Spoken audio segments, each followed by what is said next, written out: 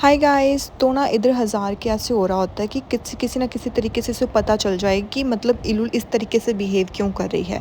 मतलब अभी तक हज़ार की नज़रों में ऐसा नहीं दिखाया जा रहा है कि मतलब वो यूज़ करना चाहता है।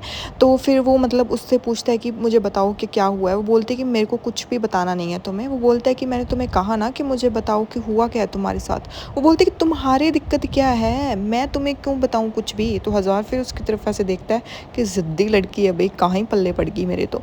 फिर वो फिर बोलता है कि अगर तुम मुझे नहीं बताओगी तो फिर मैं तुम्हें कुछ नहीं बताऊंगा, ऐसे खड़ी रहो। तो फिर उसके बाद ना वो उसका हाथ पकड़ता है और उसकी कमर से उसको अपनी तरफ खींच लेता है। तो बेसिकली वो बहुत ज़्यादा क्लोज़ आ जाते हैं और वो बोलता है कि इधर आओ, मेरे पास खड़ी हो और मुझे बताओ कि क्या हुआ है। वो बोलती है कि तुम ज़्यादा क्यूरियस नहीं हो इस चीज़ के लिए, पर तुम क्यूरियस हो किस चीज़ के लिए। हाँ, किस चीज़ के लिए। वो बोलते हैं कि सब चीज़ के लिए। तो वो बोलती है क्या सुनना चाहते हो, क्या सुनना चाहते हो कि मैं एक ऐसी बच्ची थी जिसकी किडनी ले ली गई और उसको जानवरों की तरह सड़कों पर फेंक दिया गया। और किसी बिल्ली के साथ भी हम ऐसा करते हैं ना, तो बिल्ली के साथ भी हम ऐसा नहीं करते, पर उन्होंने मुझे ऐसे फेंक दिया जैसे मैं कुछ उनकी लगती नहीं हूँ। इवन दो हम किसी जानवर के बारे में भी 2 बार सोच लेते हैं, बट उन्होंने मेरे बारे में बिल्कुल भी नहीं सोचा। उन्होंने मेरे साथ ऐसा किया। तो इतना बोल के ना वो बोलती कि अब तुम्हें शांति मिल जाएगी, अब तुम खुश हो कि तुम्हें सब सच पता चल गया है। और तुम्हें लग रहा होगा कि ये बताते हुए मुझे ये बहुत दुख हो रहा। नहीं, मुझे कोई भी दुख नहीं हो रहा, मुझे कोई भी दर्द नहीं हो रहा, मेरे को कुछ नहीं हो रहा और मेरे को कहीं पर भी नहीं जाना। तो बोलते कि अच्छा, तो ये बात है। तो बेसिकली अब हज़ार को पूरी कहानी का पता चल गया है। तो वो बोलती है कि क्या तुम अब मुझे चिढ़ा रहे हो। हाँ, तुम मुझे चिढ़ा रहे हो। बोलता है कि क्यों, मैं क्यों चिढ़ाऊँगा, तुम ही हो जो रो रही हो। और क्या तुम हमेशा के लिए ऐसे ही रोना चाहती हो। गाइस कहीं ये प्रपोज़ ही ना कर दे इसको। फिर उसके बाद ना वो इलुल का ऐसे फेस पकड़ लेता है और उसको ना अपनी तरफ करता है, फिर खींच के वो बोलता है कि इस तरीके से रोने से तुम्हें क्या मिलेगा। हाँ, बताओ मुझे, इस तरीके रोने से तुम्हें क्या मिलेगा। कुछ भी नहीं। जो तुम्हारे अंदर की आग है, क्या तुम उसे ऐसे ही बुझने दे दोगी। नहीं, इस तरीके से नहीं बुझने देनी है। जो रियल स्किल है वो है कि अगर तुम इस आग में जल रही हो तो उस पूरे घर को इस आग में जला दो। गाइस ये कोई कांड करेगा, पक्का कांड करेगा भाई, कांड करेगा ये तो पक्का। फिर उसके बाद ना मतलब वो उसको फिर से समझाता है। तो इलुल उसको मतलब देखती रहती है। तो इलुल उसको फिर कुछ नहीं बोलती और सीधा चुपचाप जाकर उसके सामने खड़ी हो जाती है। फिर वो उसको फिर से ऐसे बोलता है कि अगर तुम चाहती हो तो आई विल हेल्प यू। तो वो इस चीज़ को मतलब सोच रही होती है। वो बोलता है कि अब तुमने क्या सोचा है कि तुम अब क्या करोगी, क्या तुम उस मेंशन में वापस जाओगी या फिर नहीं जाओगी। तो अब मुझे ऐसे लगता है ये इसको ना कोई प्लान बताएगा। तो वो बोलता है कि अगर तुम वहाँ पर चली भी गई तो क्या होगा। तो वो बोलती है कि हाँ, मैं वैसे भी वहाँ पर चली गई तो क्या बदलने वाला है, कुछ भी नहीं बदलने वाला है। जो साल जो मेरा बचपन था वो जो बीत चुका है, क्या वो कोई मुझे वापस कर सकता है। कोई नहीं कर सकता। तो हज़ार भी कहता है कि हाँ, कोई भी नहीं कर सकता। पर मैं तुम्हें ये बताना चाहता हूँ कि इस सालों में, इन सालों में जितना तुम गायब रही हो, अब वो चीज़ तुम्हें अब पूरी करनी है। तुम्हें अब को सबको ना कुछ बन के दिखाना है।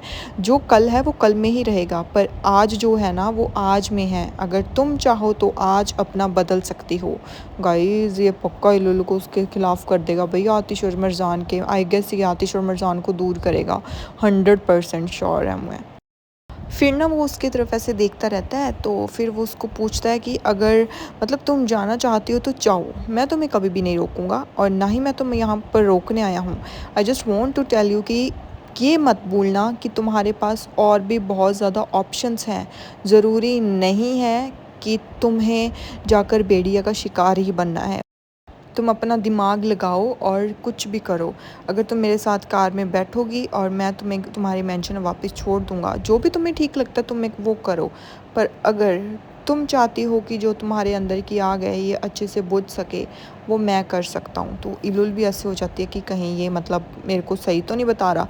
मतलब इसने ना इन्फ्लुएंस कर लिया अभी इलुल को फुली। तो अभी इलुल इस चीज़ के बारे में सोच रही होती है और अब ये दोनों कुछ प्लानिंग करेंगे आतिश और मरजान के ख़िलाफ़ बेसिकली। तो अभी ना इलुल को कुछ समझ नहीं आ रहा होता कि ये उसको हाँ करे या फिर ना करे, क्या करे। तो वो मतलब ऐसे हो जाते हैं कि अब मुझे क्या करना चाहिए, बट उसको अभी कुछ भी समझ नहीं आ रहा। तो गाइज़ लिटरली मेरे को ऐसे लग रहा है कि अब ये कुछ कांड करेगा भाई, ये पक्का कुछ करेगा। ये इलुल को आतिश के ख़िलाफ़ करेगा पक्का। और यहाँ पर हमारे लव बर्ड्स बैठे होते हैं और अभी भी उनकी मतलब गाड़ी वगैरह नहीं चल रही होती, तो वो बोलता है कि मैंने गाड़ी ठीक कर दी है, अभी तो ये पक्का चल ही पड़ेगी। तो वो बोलती कि ठीक है चला कर देख लो। तो वो जैसे ही मतलब जाता है जमाल गाड़ी चलाने के लिए, तो वो गाड़ी नहीं चलती है। तो वो बोलता है कि नहीं अभी भी ये नहीं चल रही है। तो वो फिर से ऐसे सेल्फ मारता रहता है, बट वो फिर भी नहीं चलती है। भाई क्या इतना बोरिंग मतलब कर रखा है, मेरे को सच में अब बोर होने लग गया। क्या वही सीन को ना ऐसे ज़्यादा ज़्यादा खींच रहे हैं ये लोग। फिर उसके बाद ना मतलब वो वापस बाहर आता है और बोलता है कि अब मेरे पास और कोई ऑप्शन नहीं बचा है, मुझे ऐसे लगता है कि अब हमें यहाँ पर ही सारी ज़िंदगी निकालनी होगी। तो वो बोलते हैं कि क्या बोल रहे हो, किसी से हेल्प मांग लेते हैं ना। तो वो बोलते हैं कि हेल्प यहाँ पर क्या आएगा, यहाँ पर मैंने मतलब सिग्नल नहीं आ रहा, सब कुछ तो मैंने ट्राई कर लिया है, तो यहाँ पर तो कुछ भी नहीं है, तो मैं अब हेल्प कहाँ से लेकर आऊँ। तो वो बोलती है कि अब मैं क्या करूँ, हाँ इस सिचुएशन में हम क्या कर सकते हैं। और मुझे तो ऐसे लग रहा है कि मतलब ये भूतों वाला टाउन में आ गए हैं हम, और यहाँ पर तो कोई आता जाता भी नहीं है। तुम मुझे कहाँ से लेकर आए थे, मैंने तुम्हें कहा था ना कि इस रोड पर मत आओ, हम दूसरी रोड ले लेते हैं, तो तुम मतलब यहाँ पर क्यों आए। तो वो बोलते कि कोई बात नहीं, कोई ना कोई तो आ ही जाएगा, इस रोड से कोई ना कोई तो क्रॉस करेगा ही, तो हम उससे हेल्प ले लेंगे। वो बोलती कि सीरियसली इतना टाइम हो गया, तुम्हें एक भी गाड़ी दिखी यहाँ पर, कोई भी गाड़ी आती हुई जा रही थी तुम्हें दिखी, कुछ कुछ भी नहीं है। मैंने तुम्हें बोला था कि ये रोड मत लो, पर तुम मेरी बात मानते हो, तुम मेरी बात बिल्कुल भी नहीं मानते। तो जमाल उसे बोलता है कि प्लीज़ अब इतना मत खींचो इस बात को। पर दीमत बिल्कुल भी नहीं मानती है। वो बोलती है कि मतलब नहीं तुमने मेरी बात नहीं मानी। वो बोलते कि मैं इसीलिए इस रोड पर आया था क्योंकि दूसरी रोड पर बहुत ज़्यादा ट्रैफिक था और हम अब हमारे डिनर के लिए लेट हो जाते हैं। वो बोलते कि अच्छा तो अब बताओ, अब नहीं लेट हो रहे क्या हम, अब क्या हो रहा है, अब तो कुछ नहीं हो रहा, अब तो बहुत अच्छा डिनर कर रहे हैं हम। तो वो मतलब ऐसे ना उसको तंग कर रही होती है बहुत ज़्यादा।